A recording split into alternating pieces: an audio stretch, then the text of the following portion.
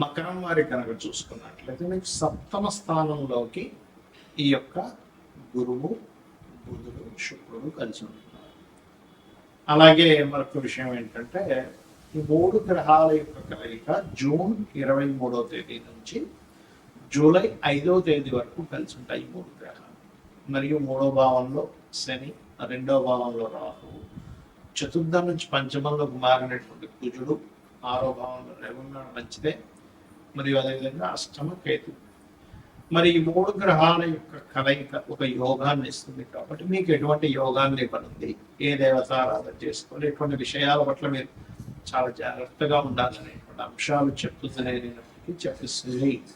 సాక్షాత్ లలిత అమ్మవారిగా భావిస్తూ ఆ లలితాంబిక అమ్మవారి యొక్క అనుగ్రహాన్ని పరిపూర్ణంగా కలగాలని మనస్ఫూర్తిగా కోరుకుంటూ, ఇక్కడ ఎప్పుడైతే మీకు మీ లగ్నం నుంచి అంటే మకరం నుంచి కానివ్వండి, మకర రాశి అనుకుంటే లగ్నం అనుకోండి, సప్తమంలో 3 శుభగ్రహాలు వచ్చినందుకు మీ యొక్క జీవితంలో పార్ట్నర్స్ మూలంగా లేదా జీవిత భాగస్వామి మూలంగా కొంతవరకు సపోర్ట్ అనేటువంటిది ఖచ్చితంగా లభిస్తుంది.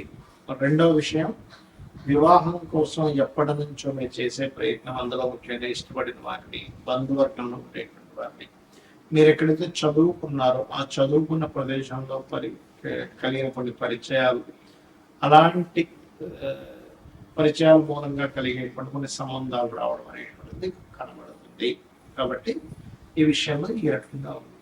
అదేవిధంగా వ్యాపార అభివృద్ధి ఉంటుంది. గురుబలం, మీకు గురుబలంతో పాటు శుక్ర బుధుడు యొక్క బలం కూడా రాశి మీద ఉంటుంది. కాబట్టి మీకు ఇది ఒక రకంగా చెప్పాలంటే చాలా మంచి సమయంగా చెప్పుకోవచ్చు. ఏదైనా ఉపాసన చేసుకోవడానికి, లేకపోతే ఏదైనా గురుబలం పెరిగింది అంటే మీరు ఒక ప్రయత్నం చేయడానికి చెప్పాలంటే. అదేవిధంగా 3వ భావంలో ఎప్పుడైతే శని ఉన్నాడో, ఈ శని గురు శుక్ర బుధ గ్రహాల యొక్క దృష్టిలో ఎప్పుడైతే ఉన్నాడో మీరు చేసే ప్రయత్నానికి కూడా గురుబలం పెరుగుతుంది చెప్పాలంటే. కాకపోతే కాస్త స్నేహితుల మూలంగా, ప్రేమ వ్యవహారాల మూలంగా కొంతవరకు చెప్పాలంటే కొంత స్ట్రెస్ అనేటువంటిది ఉంటుంది. స్నేహితులు, ప్రేమ వ్యవహారాలు, ఇటువంటి విషయాల మూలంగా అది ప్రధానంగా చూసుకోండి.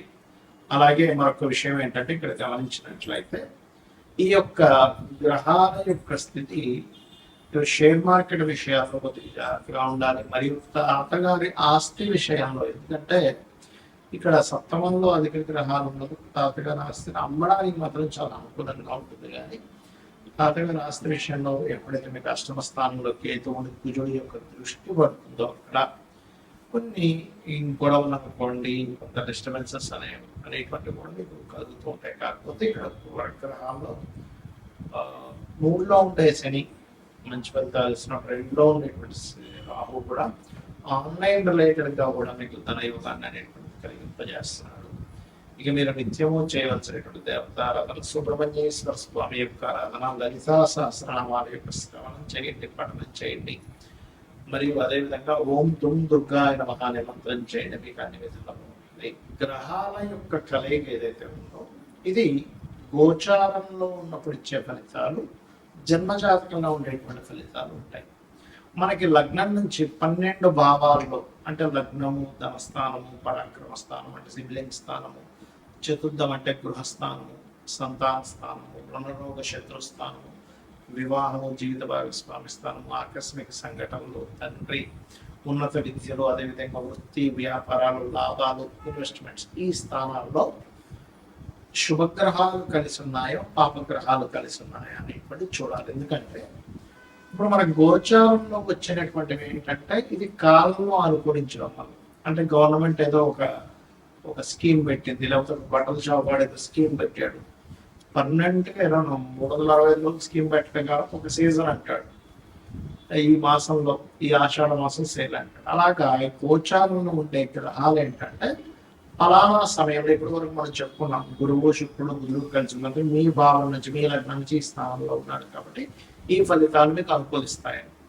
కానీ దీనికంటే ముఖ్యంగా మీ జన్మ జాతకంలో ఒక గ్రహం ఒక రాశిలో ఉన్నందుకు ఒక ఫలితం ఇస్తుంది, ఒక నక్షత్రంలో ఉన్నందుకు ఒక యోగాన్ని కలిగి ఉంటుంది. యోగము అంటే ఇంకొక గ్రహంతో కలయిక, అది రాశితో కలయిక, నక్షత్రంతో కలిసి ఉందా, లేకపోతే ఇంకొక గ్రహంతో కలిసి ఉందా, అనేటువంటి చూడాలి. అది ఒక గ్రహంతో కలిసిందా, 2 గ్రహాలతో కలిసిన 3తోన, కొంతమందికి 8 గ్రహాలు అష్టగ్రహ కూడములు కూడా పుడతారు. అష్టగ్రహ కూడం ఇస్ వెరీ రేరెస్ట్ థింగ్ అన్నమాట. సో అలాగా మీ జన్మజాతకంలో ముఖ్యంగా మీరు గమనించుకోవాల్సింది ఏంటంటే 2 గ్రహాలు అవి శుభగ్రహాలు, పాపగ్రహాలు. ఈ శుభగ్రహాలు అంటే ఏమిటి? శుభ ఫలితాలు ఇచ్చే గ్రహాలు, పాప ఫలితాలు ఇచ్చే గ్రహాలు. క్రూర గ్రహాలు శుభగ్రహాలు. ఇవి అన్ని కూడా ఒక్కొక్క స్థానాల్లో ఒక్కొక్క ఫలితాలు ఇస్తాయి. ఎలాగా అంటే ఇప్పుడు శుభగ్రహాలు అంటే ఏమిటి? గురువు, శుక్రుడు, బుధుడు, పూర్ణచంద్రుడు. ఓకే, ఈ 4 కూడా చక్కటి శుభగ్రహాలు. మరి పాప ఫలితాలు ఇచ్చే గ్రహాలు ఏంటంటే ఇందులో వల్ల అర్ధపాపి ఉంటారు. ఎవరు? రవి అర్ధపాపి, పూర్ణపాపి కాదు. అదేవిధంగా క్షీణచంద్రుడు పాప అవుతాడు, పూర్ణచంద్రుడు శుభుడు అవుతాడు. అలాగే పాడైపోయినటువంటి గ్రహం ఏదైనా పాప అవుతుంది అంటే ఏంటి? నీచంలో ఉంది, పాపగ్రహాల మధ్య ఉంది, అది శుభగ్రహం కూడా పాప ఫలితాలు ఇస్తుంది. అయితే అందులో ప్రధానంగా మనం తీసుకోవాల్సింది రాహువు, కేతువు, శని, కుజ. ఈ 4 ప్రధానంగా పాపగ్రహాలు. రవి అర్ధపాపి అవుతుంటాడు. సిచ్యువేషన్స్ బట్టి గ్రహాలు మారిపోతుంది. అయితే ఇక్కడ మీరు అర్థం చేసుకోవాల్సింది శుభగ్రహాలు మీకు కంప్లీట్ గా మీ యొక్క లగ్నం నుంచి, లగ్నంలో కానీ, ధనస్థానం అంటే 2వ స్థానంలో కానీ, 4లో కానీ, 5లో కానీ, 7వ భావంలో కానీ, అదేవిధంగా మీకు లాభభావంలో కానీ శుభగ్రహాలు కలయిక మంచి ఫలితాలు ఇస్తుంది. దీంతో పాటు పోర్ట్ఫోలియో కూడా చూడాలి. మరి క్రూర గ్రహాలు ఏమిటంటే ఇవి కూడా మంచి ఫలితాలు ఇస్తాయి. ఎక్కడ ఇస్తాయని చెప్తాను. 3వ భావంలో అంటే పరాక్రమం. మీకు ధైర్యంగా ఒక పని చేయాలంటే క్రూర గ్రహాలు కలిగి ఉండాలంటే ఏమిటేమిటి? రవి కుజులు కావచ్చు, శని కుజులు కావచ్చు, అదేవిధంగా మనకి కుజుడు రాహువు కావచ్చు, కుజుడు రవి కావచ్చు. ఇలా ఇప్పుడు నేను చెప్పినటువంటి గ్రహాలు ఏవైతే రాహువు, కేతువు, కుజుడు, రవి అండ్ పాప ఫలితం, పాప సంబంధం కలిగిన గ్రహం, ఇవి ఏం చేస్తాయంటే వెరీ క్లియర్గా ఇవి మీకు 3లో ఉన్న, 6వ భావంలో ఉన్న, 3లో ఉంటే పరాక్రమాన్ని ఇస్తుంది, ధైర్యంగా ఒక స్టెప్ తీసుకోవడానికి ఇస్తుంది. 6వ భావంలో ఉంటే శత్రువు నిలబడలేడు మీ ముందు, గుర్తుపెట్టుకోండి. 6లో కూర్చున్న జాతకుడు చూడండి, ఈ శత్రువు మీ ముందు నిలబడలేడు, శత్రువు నాశనము అంటుంది శాస్త్రం. అదేవిధంగా 6వ స్థానంలో అధిక గ్రహాలని ఇంకొక ఇబ్బంది కూడా ఉంది. ఏమిటది అంటే కొంచెం ఎక్కువ కర్మలు పెండింగ్ ఉన్నాయి, కొంచెం ఎక్కువ పోరాటం ఉంటుంది లైఫ్లో శుభగ్రహాలు, పాపగ్రహాలు. కాకపోతే పోరాడేటువంటి శక్తిని కూడా గ్రహాలు ఇస్తాయి, గుర్తుపెట్టుకోండి. అలాగే దశమంలో కూడా పాపగ్రహాలు మంచిది, ఎందుకంటే దశమం కూడా కార్యం చేయడానికి ఉండేటువంటి ఫలితాన్ని ఇచ్చేటువంటి స్థానం. సో ఎప్పుడైతే దశమ స్థానంలో పాపగ్రహాలు ఉన్నాయో, క్రూర గ్రహాలు ఉన్నాయో, అది ఇచ్చేటువంటి రిజల్ట్ ఏమిటి అని చెప్పి చూసుకున్నట్లయితే ఖచ్చితంగా అది కూడా మంచి ఫలితాలు ఇస్తుంది, ఎటువంటి సందేహం లేదు. అలాగే మరొక విషయం ఏంటంటే ఇక్కడ గమనించినట్లయితే ఇక్కడ మరి లాభంలో ఏంటంటే శుభగ్రహాలు, పాపగ్రహాలు 2 వరుస్తాయి. మరి 12వ స్థానంలో ఉండేటువంటి గ్రహాలు ఒకవేళ శుభగ్రహాలు ఉంటే, పాపగ్రహాలు ఉంటే ఏంటంటే అది కంఫర్ట్, విదేశాలకు వెళ్ళేటువంటి విషయం, ఇన్వెస్ట్మెంట్ చేసేటువంటి విషయం. అంటే 12వ స్థానంలో ఉండేటువంటి గ్రహాలు ఒక్కోసారి శుభగ్రహంతో, శుక్రుడితో చేసిన పాపగ్రహాలు అనుకోండి, అలవాట్లు కొంచెం వ్యసనాలు అలవాట్లు ఎక్కువ అవుతుంటాయి. అంటే వ్యసనాలని, ఇన్వెస్ట్మెంట్స్ని, అదేవిధంగా మీరు విదేశాలకు వెళ్ళేటువంటి అంశాన్ని 12వ భావం చెప్తుంది కాబట్టి ఆ యొక్క విషయాన్ని జాగ్రత్తగా ఉంటాం.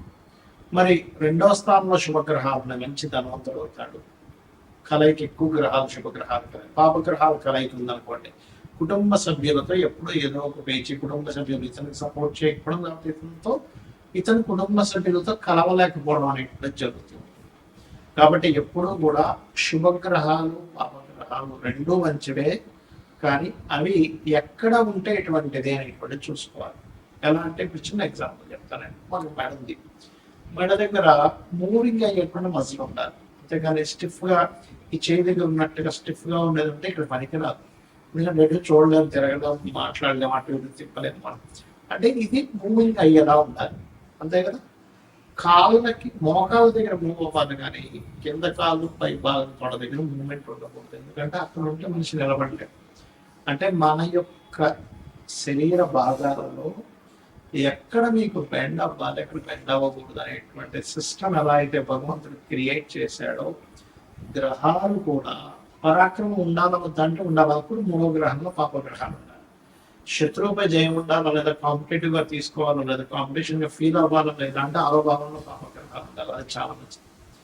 మరి ఎటువంటి ఒడిదుడుకులు వస్తున్నా నేను కెరీర్ లో నిలబడాలంటే దశమంలో పాపగ్రహాలు.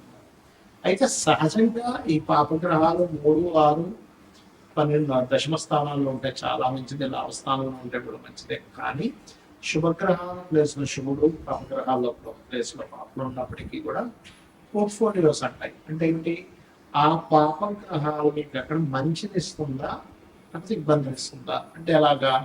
ఆరులో పాపగ్రహాలు ఉన్నాయండి, కానీ అవి ఎప్పుడు ఏదో ఒక కోర్టు కేసుని గొడవలనే చూపిస్తుంది అనుకోండి, అది ఇంకా పెద్ద తలనొప్పి కదా. అందుకని మీరు ఏం చేయాలి, ఎక్కువగా మీకు గొడవలు అవుతున్నాయి, ఆరులో ఉండే పాపగ్రహాలకు సంబంధించిన దానం ఇవ్వండి. ఎందుకంటే పూర్వజన్మ కర్మస్థానాలకు ఆరో స్థానం, అంటే మీ డైలీ లైఫ్ ఎలా ఉంటుందని చెప్పేది ఆరో భావము. గొడవలు అవుతున్నాయి, అప్పులు అవుతున్నాయి, ఎప్పుడు ఏదో ఒక ఘర్షణ ఉంటుంది నా లైఫ్లో అన్నప్పుడు మీ లగ్నం నుంచి, అంటే మీరు మేషం నుంచి మీనం వరకు ఏ లగ్నమో తెలుసుకొని అక్కడ నుంచి ఆరో స్థానంలో ఉండే గ్రహాలకు దానం ఇవ్వండి. 5వ భావంలో ఉండే గ్రహానికి సంబంధించిన మంత్రం చేసుకోండి. అన్ని విధాలు ఎక్కువగా ఉంటుంది. శ్రీమాత్రయ్య.